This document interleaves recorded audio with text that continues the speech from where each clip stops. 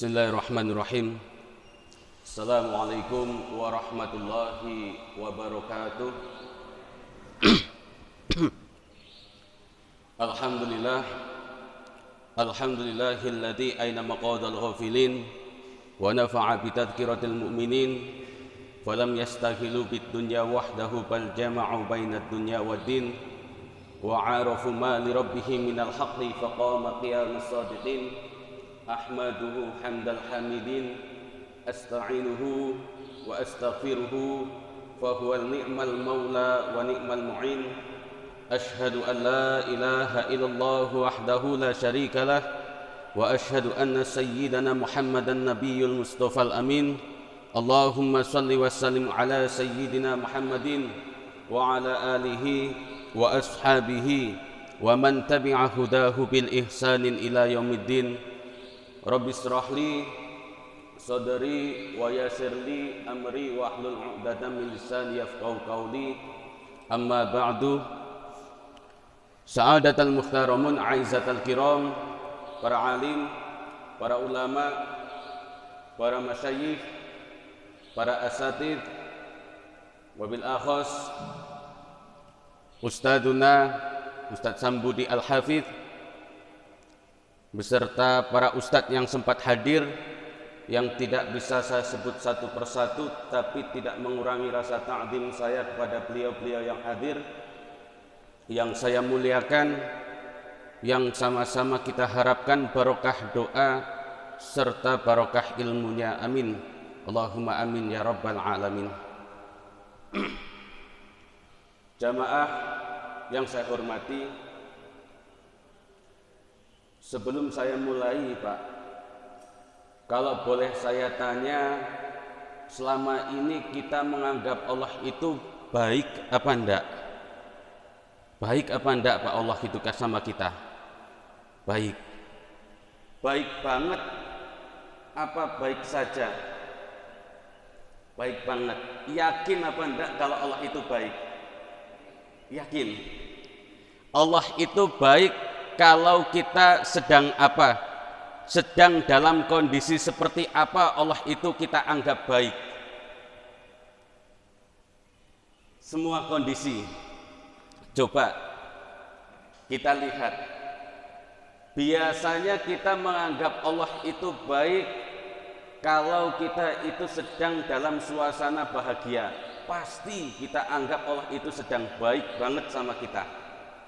Kalau dagangan kita laris, usaha kita lancar, kita menganggap Allah baik sama kita. Kita mempunyai pekerjaan yang sesuai dengan keinginan kita, gajinya besar, proyeknya lancar, pasti kita anggap Allah itu sangat baik dengan kita. Tapi sebaliknya, kita tidak munafik, kita tidak memungkiri, timbul dalam hati kita kalau dagangan kita yang usaha sebagai pedagang, yang usahanya lagi tidak laku, tidak ada pembelinya, mulai timbul dalam hati kita.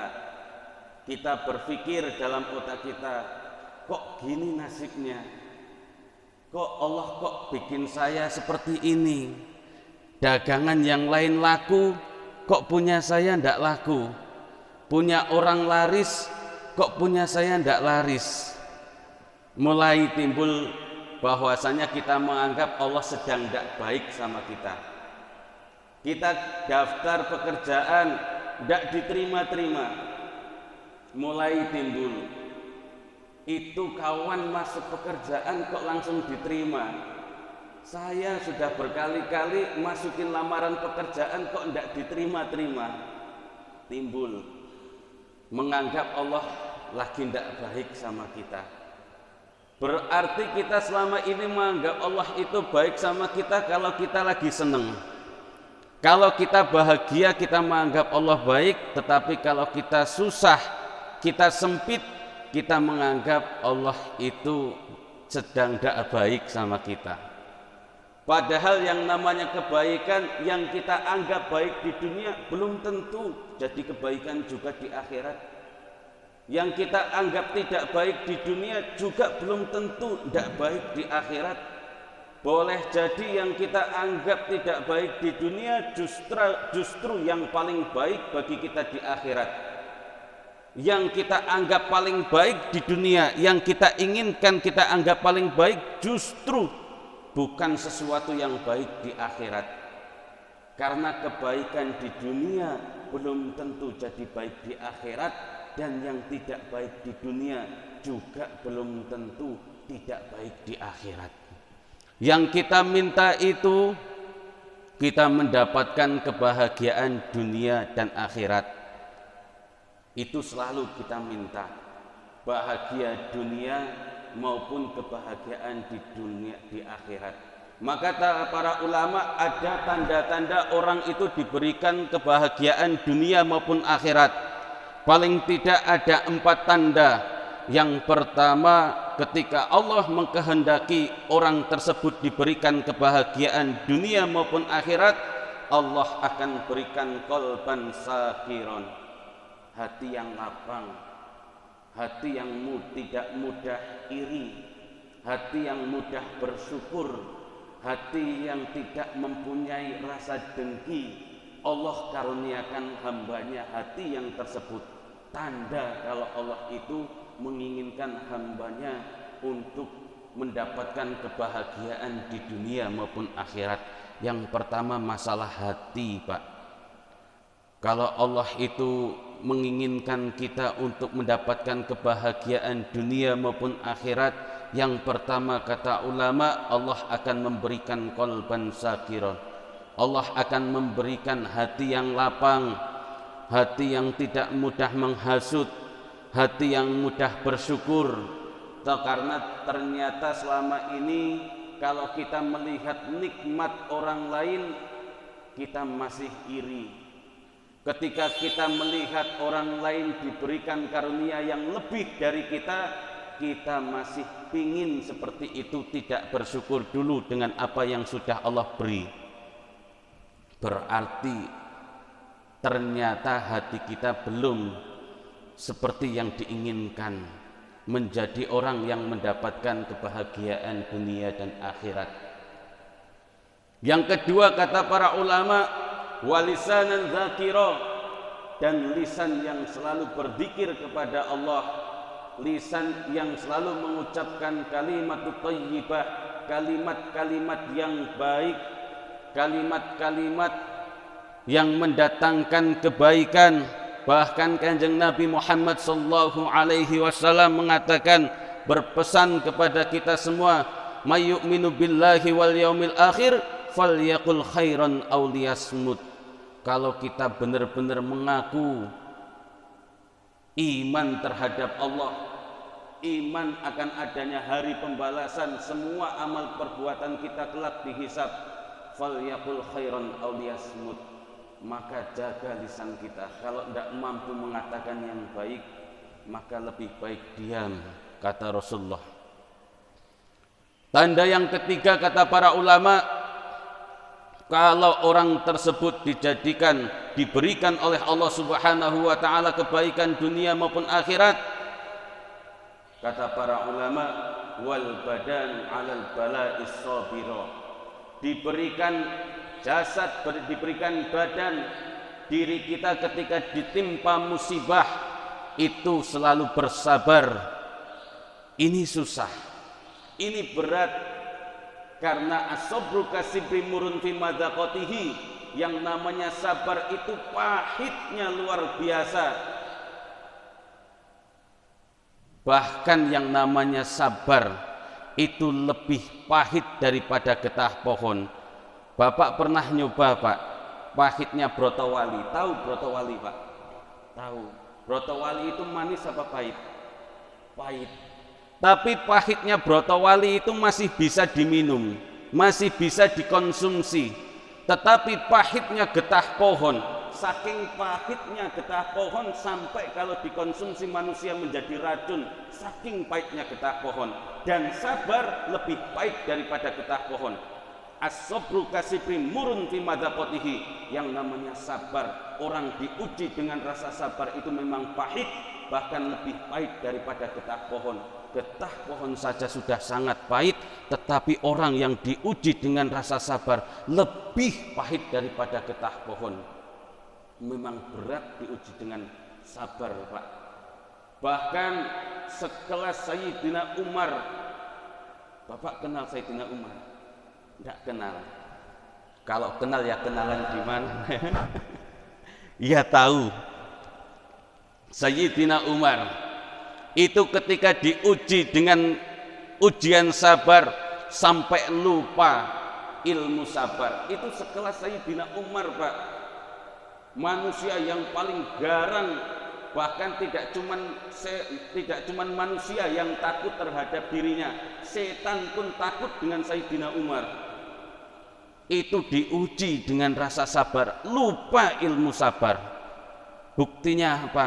Saat Nabi Muhammad SAW wafat, Sayyidina Umar lupa tentang ilmu sabar, sampai beliau mengatakan, siapa yang mengatakan Nabi wafat, akan kupenggal kepalanya, aku akan tebas kepalanya.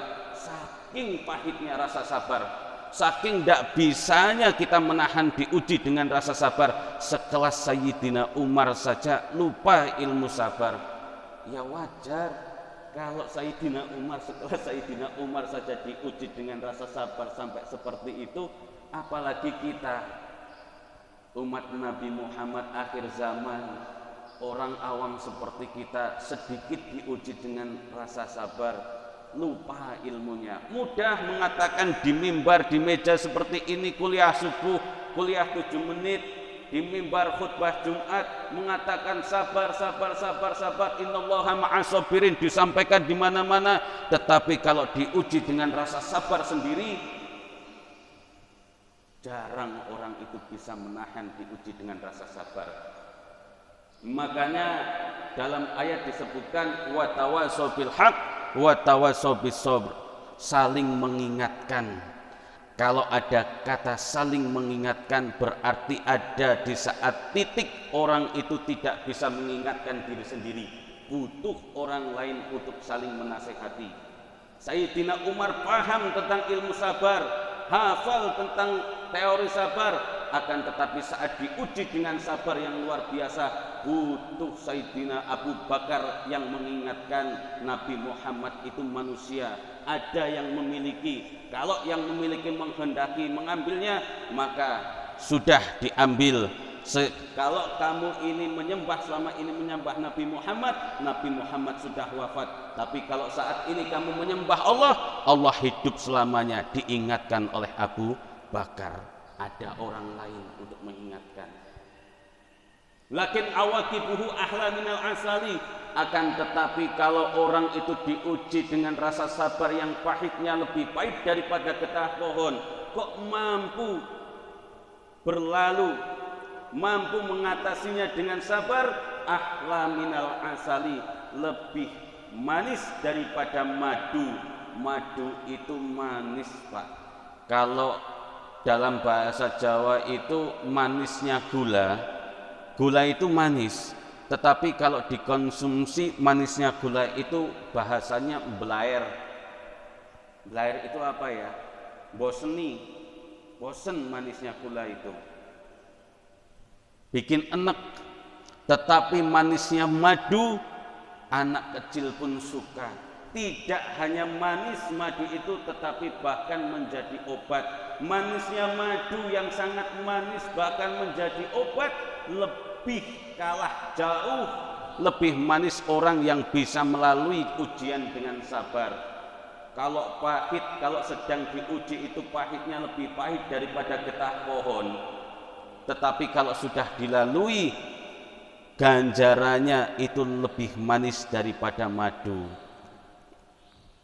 Maka ada doa, Allahumma inilah as'aluka qadal qada walakinna as'aluka lutfa fih. Ya Allah, aku ini tidak meminta agar takdirku ditolak, akan tetapi aku meminta agar takdirku itu dilembutkan. Ada amalan yang lebih mulia daripada jihad, ada amalan yang lebih mulia daripada fisabilillah, ada amalan yang lebih mulia daripada bangun masjid dan pesantren. Apa amalan itu? Amalan itu adalah menerima takdir Allah. Bahkan Imam Al-Qushairi dalam kitabnya Al-Qushairiyah mengatakan, aku tahu kapan Allah itu ridho kepadaku. Aku tahu kapan Allah itu ridho kepadaku. Kapan? Saat aku ridho terhadap takdirku, maka Allah pasti ridho. Selama ini kita itu meminta, selalu berdoa, ya Allah, ridhoilah semua urusanku, ridhoilah semua pekerjaanku, ridhoilah semua urusanku. Tetapi kita kadang lupa untuk menerima semua takdir yang Allah berikan. Kita menerima takdir Allah itu yang baik-baik saja, yang lancar-lancar saja, yang adem-adem saja. Tetapi ketika Allah membalikkan, menguji dengan takdir yang tidak enak, menguji takdir yang tidak lemak dengan sesuatu yang pahit, bukan sesuatu yang manis, terkadang kita tidak rela, tidak menerima takdir yang seperti itu. Padahal Allah itu akan ridho jika kita ridho terhadap takdirnya. Mudah berarti untuk mendapatkan ridho dari Allah Subhanahu wa ta'ala. Kuncinya bukan kita mencari ridho Allah, tetapi kita ridho dengan segala yang diberikan oleh Allah. Pasti Allah akan meridhoi segala urusan kita. Itu yang kita harapkan, itu yang selama ini kita harapkan sebagai hamba Allah Subhanahu wa ta'ala. Kita dijadikan oleh Allah Subhanahu wa ta'ala menjadi orang-orang yang mampu untuk menerima semua takdir Allah dan ridho terhadap semua takdir Allah. Dan yang terakhir kata ulama, jika orang itu diberikan kebaikan dunia maupun akhirat oleh Allah, diberikan pasangan yang soleh ataupun solehah, wa zaujatan solihah, diberikan oleh Allah Subhanahu wa ta'ala pasangan yang mengingatkan, mengajak untuk beribadah, untuk menyembah kepada Allah, untuk bertakwa kepada Allah, saling mengingatkan dalam rumah tangga. Itu tanda yang keempat kata para ulama. Jika di rumah tangga kita, di tengah-tengah keluarga kita, pasangan kita mau mengingatkan kita untuk berbuat baik, mau mengingatkan kita untuk beribadah, maka itu menjadi salah satu tanda Allah akan memberikan kita kebahagiaan dunia maupun akhirat. Maka mudah-mudahan semua yang hadir pada kesempatan kali ini dijadikan hamba-hamba Allah yang mendapatkan kebahagiaan dunia maupun akhirat. Amin Allahumma amin ya rabbal alamin. Al khairu kulluhu fi yadaik wasyarru laisa ilaik. Kalau ada baik yang saya sampaikan, jangan menganggap saya ini punya ilmu. Jangan menganggap ini semua datang dari seseorang yang duduk di hadapan para mustami'. Jangan pernah menganggap ini datangnya dari seorang hamba. Jangan. Akan tetapi kalau itu baik, bisa diterima di hati para jamaah, yakin itu datang dari Allah. Yang berbicara ini hanya wasilah saja, seperti hanya mikrofon ini menjadi wasilah. Kalau yang di belakang, yang di luar tidak dengar, maka dengan wasilah ini semua bisa mendengar. Seperti itulah hakikatnya orang yang menyampaikan kebaikan. Orang yang menyampaikan kebaikan selamanya ila yaumil qiyamah tidak mempunyai kebaikan sekecil apapun, tidak bisa berbuat kebaikan sekecil apapun kalau Allah tidak menitipkan kebaikan, kalau Allah tidak memberikan wasilah kebaikan kepadanya. Tidak mungkin bisa. Maka kalau itu baik, semuanya datang dari Allah. Al khairu kullu fi yadaik wa syarru laisa ilaik. Kalau itu buruk, itulah kekhilafan manusia, itulah kekhilafan yang menyampaikan, itulah manusia. Maka mudah-mudahan menjadi iktibar, pembelajaran bagi kita semua. Ilmu yang bermanfaat, ilmu yang bermanfaat itu tidak hanya sekedar diserapi di dalam hati, akan tetapi bisa diamalkan dalam kehidupan sehari-hari. Itu yang kita harapkan agar menjadi amal jariah bagi kita semua. Amin Allahumma amin ya rabbal alamin. Wallahu a'lam bishawab. Wallahul muwaffiq ila aqwamit thoriq. Assalamualaikum warahmatullahi wabarakatuh.